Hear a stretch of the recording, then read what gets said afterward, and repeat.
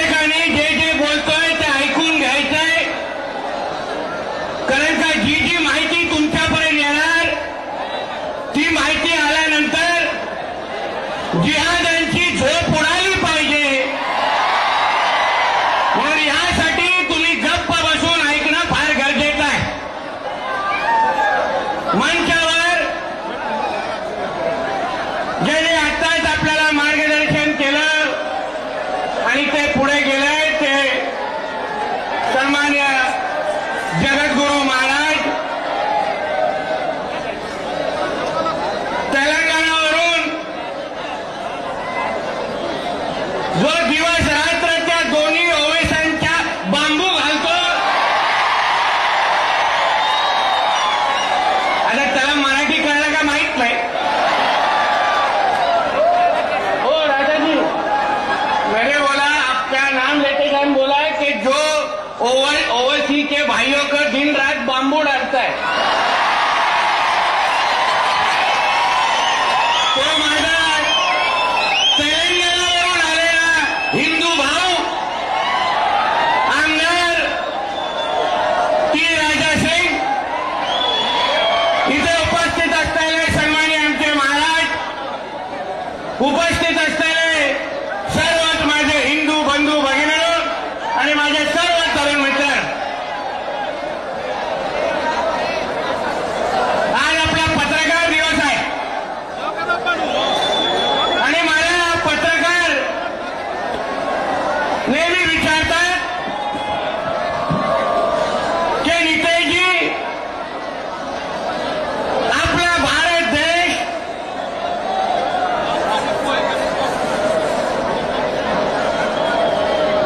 मी त्याच्यातला नाही, या बोलताना बडबड ऐकणारा नाही. मला विचारतात की नितेशजी, आपला भारत देश हा हिंदू राष्ट्र कधी बनणार? मी बोलतो कधी बनणार? अरे माझा भारत देश हा हिंदू राष्ट्रच आहे आणि माझ्या भारतातलं प्रत्येक इंच जमीन ही सगळं आमच्या हिंदूंचीच आहे, बाकी कोणाचीच होऊ शकत नाही. प्रत्येक इंच या जमिनीवर माझ्या तुमच्यासारख्या हिंदू समाजाचा अधिकार आहे. ज्या देशामध्ये 90% हिंदू राहतात त्याला आपण हिंदू राष्ट्रच म्हणतो आणि या हिंदू राष्ट्रामध्ये आमच्या कुठल्याही हिंदूला कोणीही अगर वाकड्या नजरेने पाहत असेल तर ती नजर आम्ही जागेवर ठेवत नाही, ठेवायची नाही, एवढं समजून आज तुम्ही इथून जायचंय.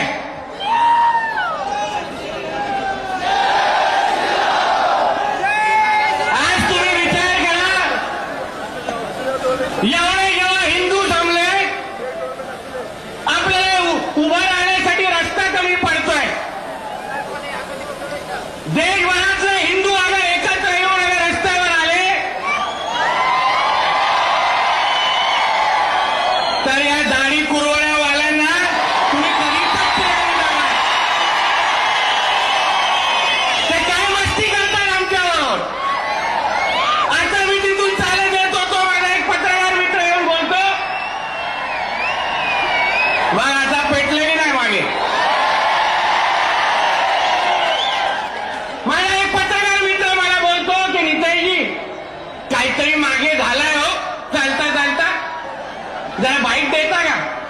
मला कोण आणा समोर आमच्या, बघून दे कसे दिसतात आणि दिसल्यानंतर परत घरी जातात का हे पाहून दे.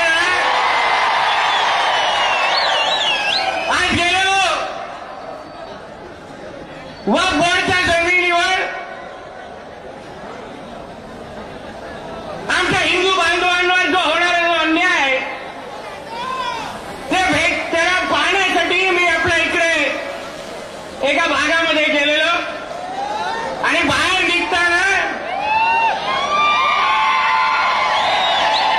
हे बाबा आता हे तू वरचं ते काय बंद कर, नाही तर मला भाषण डिस्टर्ब व्हायचं, मला घरी घेऊन जायला लागेल. जे कोण करताय ना ते एका जागेवर ठेवा, नाही तर मग बाजूला करा.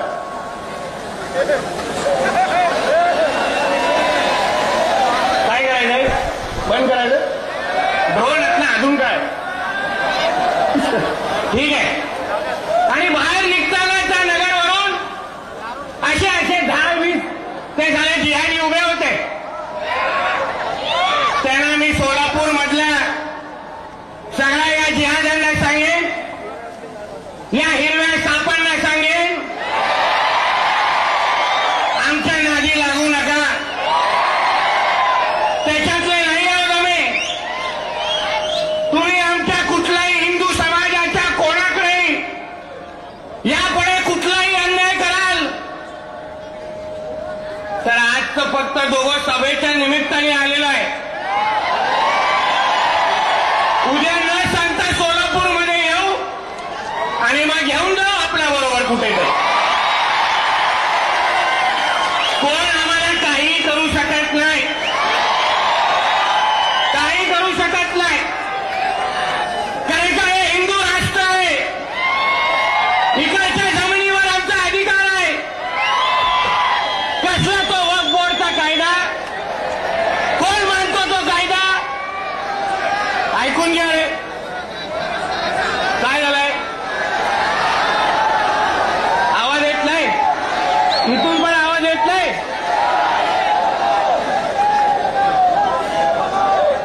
हे थांब रे बाबा, मी सांगीन तेव्हा घ्या. कार्यक्रम अटळ आहे पण सांगीन तेव्हा द्या.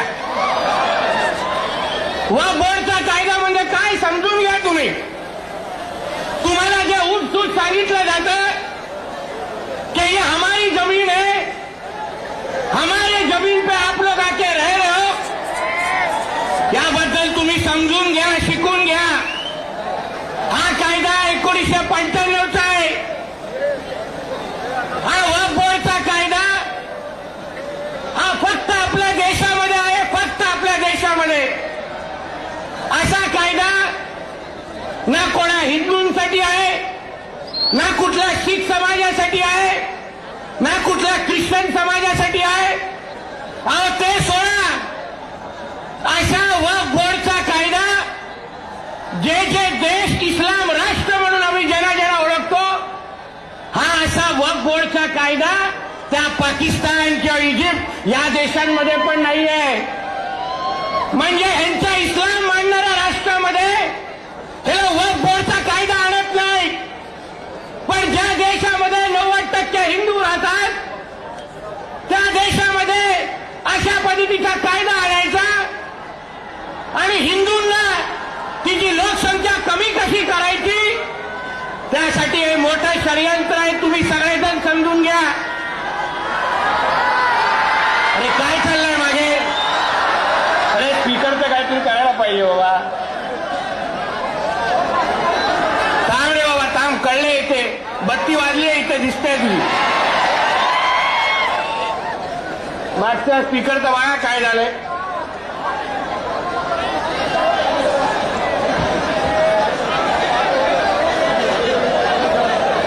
काय अडचण आहे का? तुझंच चालत नाही. अरे आवाज येत नाही का?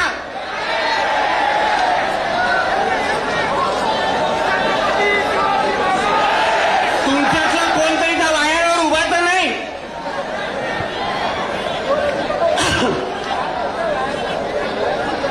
कुठलं काय करायचं? सुरू ठेवायचं? अरे नंतर व्हिडिओ बघा ना, काय विषय नाही. सगळीकडे फिरणार आमचे व्हिडिओ, काय चिंता करू नका. मग हा वक्फ बोर्डचा कायदा हा कुठलाही इस्लाम राष्ट्रामध्ये पण नाही आहे. पण ज्या देशामध्ये 90% हिंदू राहतात त्या देशामध्ये अशा पद्धतीचा वक्फ बोर्डचा कायदा आहे. तुम्हाला आश्चर्य वाटेल. आता बस झालं, नाही येत आवाज, बस कर आता. तुम्हाला आश्चर्य वाटेल की या वक्फ बोर्डला तुम्हाला तुमची कुठलीही जमीन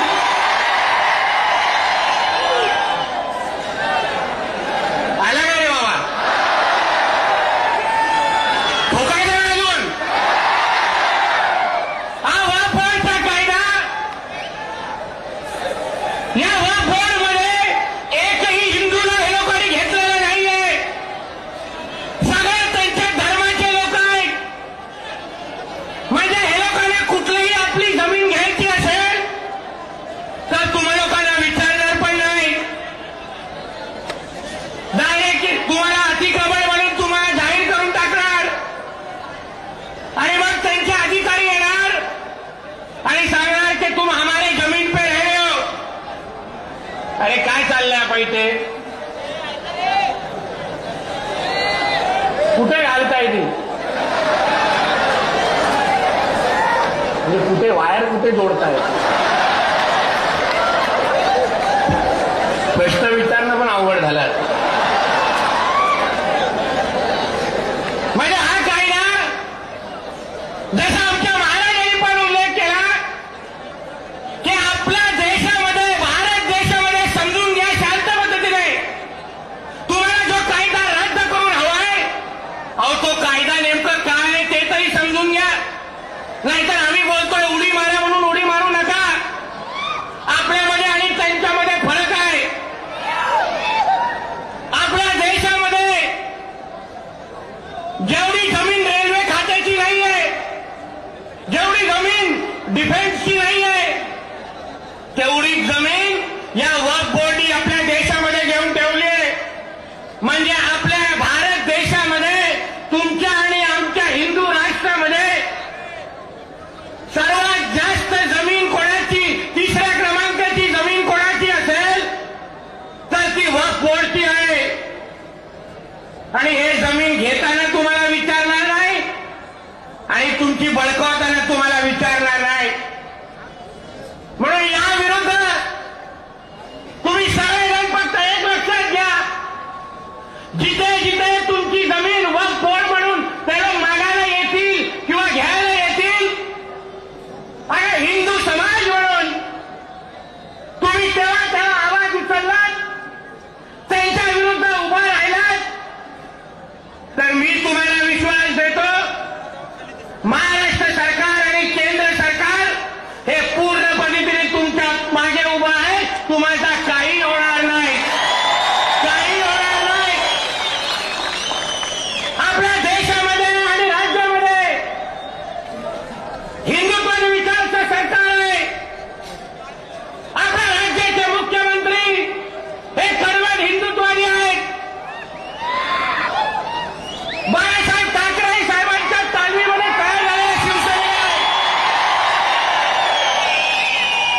अंगावर आले तर शिंगावर घेतात, ही बाळासाहेबांची शिकवण आहे.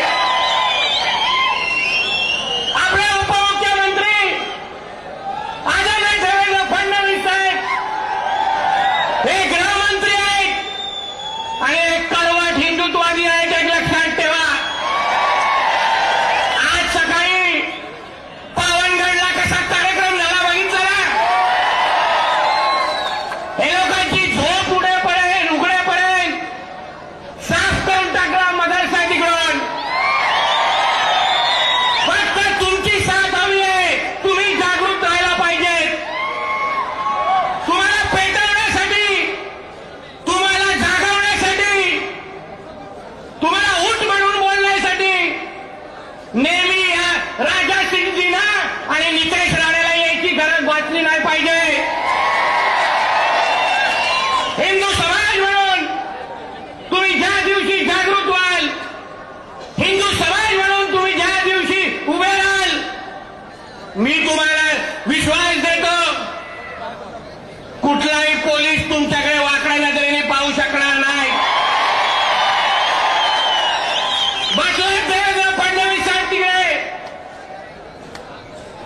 जो कोण तुमच्यावर अन्याय करत असेल, जो आपल्या देशामध्ये, मला आश्चर्य वाटतो, आपल्या देशामध्ये आपण डॉक्टर बाबासाहेब आंबेडकरांचं संविधान मानतो की नाही? मानतो की नाही? मग संविधानामध्ये जो अधिकार तुम्हाला आणि मला दिलाय, त्याच्यामध्ये या वक्फ बोर्ड ह्या आला कुठे? वक्फ बोर्ड काय? वक्फ बोर्ड काय हे लोकांनी वरतून पाठवलाय? काय उपटा येतं त्या वक्फ बोर्डमध्ये जाऊन?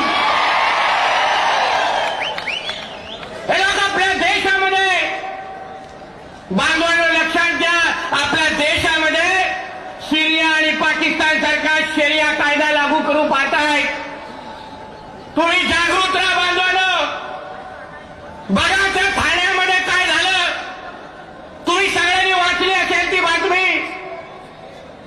गेल्याच महिन्यामध्ये एनआयएच्या माध्यमातून एक कारवाई ठाण्यामध्ये झाली.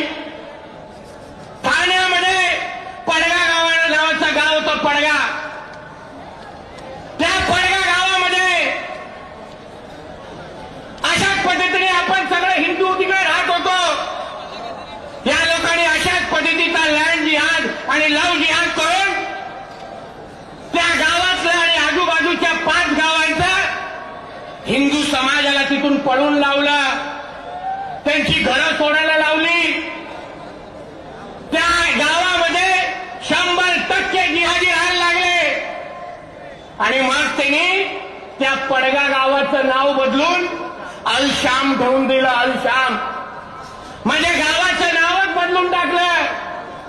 तुम्ही अगं जागृत राहिला नाही, तुमचे अगं डोळे योग्य वेळी उघडले नाही, तर एक दिवस तुमच्या सोलापूरचं नाव हे सलामपूर ठेवून देतील आणि तुम्ही काही करू शकणार नाही. ठेवायचं का नाव जुळा? मग तुम्हाला जागृत राहायलाच लागेल. जिथं जिथं अतिक्रमण होत असेल तिथे तिथं नजर ठेवायलाच लागेल. आज सकाळपासून विविध लोकांना भेटतोय, सोलापूरमध्ये फिरतोय. एक गोष्ट मला नक्की कळली की उद्या आता मुंबईला गेल्यानंतर 2 कार्यक्रम माझ्या हाताने वाटत आहेत. एक तर तुमच्या या महापालिका आयुक्ताचा आणि प्रशासनाचा, तो याला सरकारचा नोकर आहे का या जिहाद्यांचा नोकर आहे हे मला अजून कळलेलं नाही. सरकारचा पगार घेतोय, देशामध्ये असलेल्या कोर्टाने, सुप्रीम कोर्ट आणि हायकोर्टाने निकाल दिले आहेत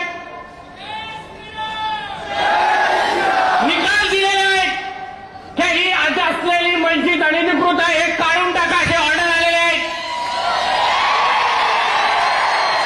आम्ही अधिकृत गोष्टींना हटवा बोलत नाही, अधिकृत गोष्टीला हटवत बोलत नाही, पण जे अनधिकृत आहेत, जे चुकीच्या पद्धतीने बांधलेले आहेत, ज्याच्या विरुद्ध कोर्टाचा निकाल आलाय, ते हटवण्यासाठी पण या आयुक्ताला अगर मोहरत मारायला लागत असेल तर त्याला आता परत त्याच्या घरी पाठवण्याची वेळ आलेली आहे. तुला कोण वाचवायला येणार नाही. ते आम्ही बसलोय सरकारमध्ये आणि माझा तर स्ट्राईक रेट तुम्हाला माहिती आहे. आपल्या रेडारमध्ये कोण आला? मी प्रत्येक अधिवेशनामध्ये किमान 2 अधिकाऱ्यांना सस्पेंड करून घरी बसतो. आणि तू अगर या अतिक्रमण हटवण्यामध्ये तुझ्यामध्ये दम नसेल तर बाकी तू माझ्यावर सोड. तो माजी गृह केंद्रीय मंत्री तुला नाही वाचवायला येणार, नाही वाचवायला येणार. ना त्याचा तो राहुल गांधी परत सत्तेत येत, ना हा सत्तेत येत. आमच्या देशामध्ये आदरणीय नरेंद्र मोदीजींचंच राज्य राहणार. आमच्या देशामध्ये भगवा धारेंचंच राज्य राहणार. आणि कुठल्याही अधिकाऱ्याला अगर आमच्या हिंदूंच्या विरुद्ध काम करायचं असेल तर पाकिस्तानमध्ये बदली मागून घ्या आणि इथून निघून जा. मी तुम्हालाही सांगतो, यापुढे हे लोकांनी अगर कुठलंही आपलं अतिक्रमण हटवलं नाही, नियमामध्ये बसलेलं अतिक्रमण हटवलं नाही, तर एक घोषणा मी तुम्हाला देतोय, लक्षात ठेवा आणि त्याच्यावर काम करा. अगर जी घोषणा अशी आहे, थांब रे बाबा, घोषणा अशी आहे की ह्यांचा आली तर आमचा बजरंग बले, ह्यांचा आली तर आमचा, ह्यांचा आली तर आमचं, ह्यांचा आली तर आमचं. यापुढे कुठेही अगर अतिक्रमण हे लोकांनी हटवलं नाही तर त्याच्या पुढच्या आकेच्या अंतरावर बजरंग बलीची मूर्ती बसवायची.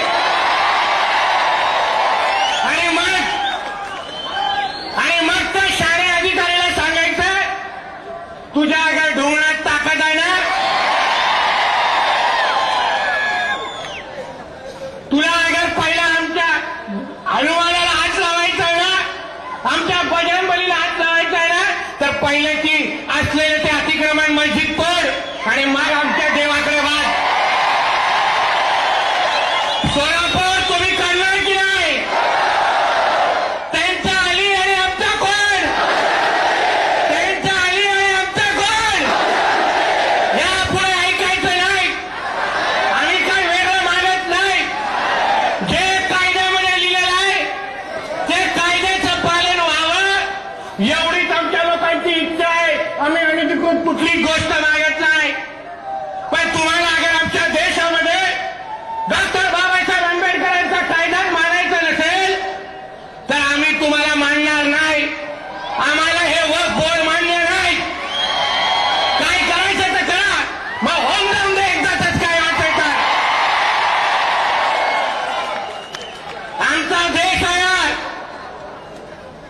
तुम्ही एक विचार करा, लव जिहाद असेल, लँड जिहाद असेल, असा हे लोक लोकसंख्या कमी करत करत करत आपल्या या देशाला 2047 पर्यंत लोकांना इस्लाम राष्ट्र बनवायचं आहे. दिवस रात्र त्याच्यासाठी मेहनत करतायत. दिवस रात्र आपली लोकसंख्या कमी करतायत. त्या लव जिहादच्या निमित्ताने आमच्या हिंदू बहिणींवर वाकड्या नजरेने बघण्याची या साल्यांची हिंमत. तुम्ही सगळेजण अगर जागृत राहिलात तर ह्यांच्यातला एक आमिर खान, शाहरुख खान जिवंत ठेवायचा नाही. त्याला सांग, तुला काय नाचायचं आहे ना, त्या पठाण पिक्चर मध्ये नाच, इथे नाटकं करायची नाही. हे आमचा हिंदू राष्ट्र आहे. माझ्या कुठल्याही हिंदू बहिणींकडे वाकड्या नजरेने तू पाहशील तर तुझे डोळे काढून त्याच्याने गोट्या खेळीन. एक लक्षात घ्या, गोट्या, डोळ्यांच्या गोट्या बोलला ना, अजून काय नाही.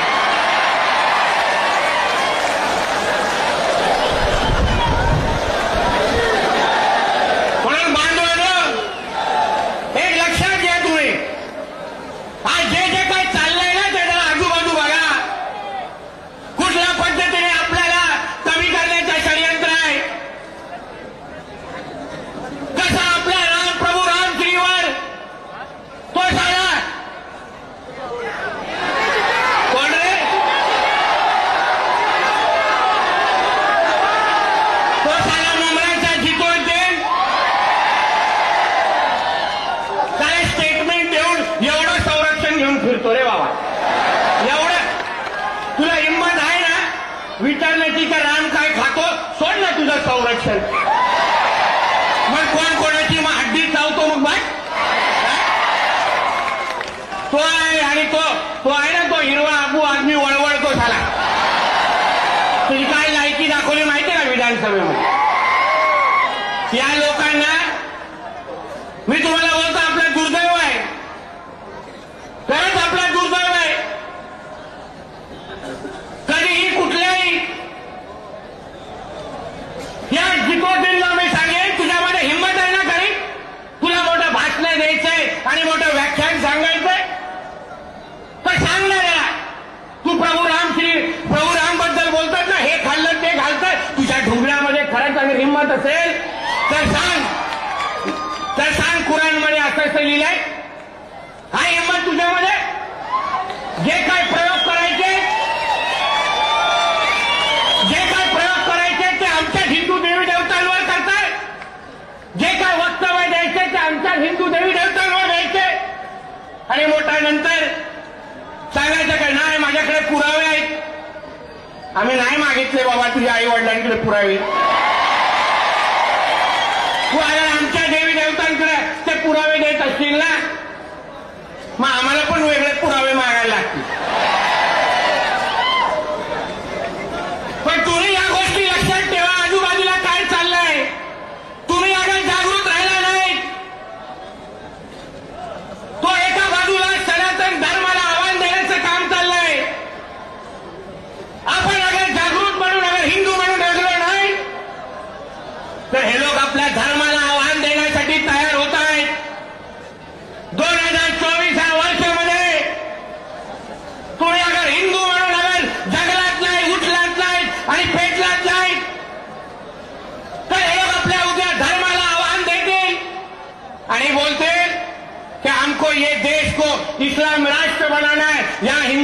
कोई जगाने.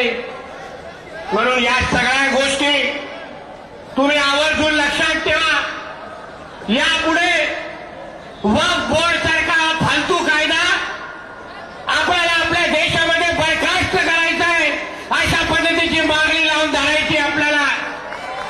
कुठलाही आपला हिंदू वर्ग कोणी वाकडे नजरेने कोणी पाहिलं तर आम्हाला विचारत बसू नका. ठरलेला कार्यक्रम करून टाका आणि मग झाल्यानंतर एक फोन मला करा. सुखरूप घरी पोहोचवण्याची जबाबदारी माझी असेल. हा व्हिडिओ पाहिजे तर सेव्ह करून ठेवा फोनमध्ये आणि पोलिसांना दाखवा की साहेब हे आता तुम्ही आम्हाला हे काय उद्धव ठाकरेचं सरकार नाही आहे.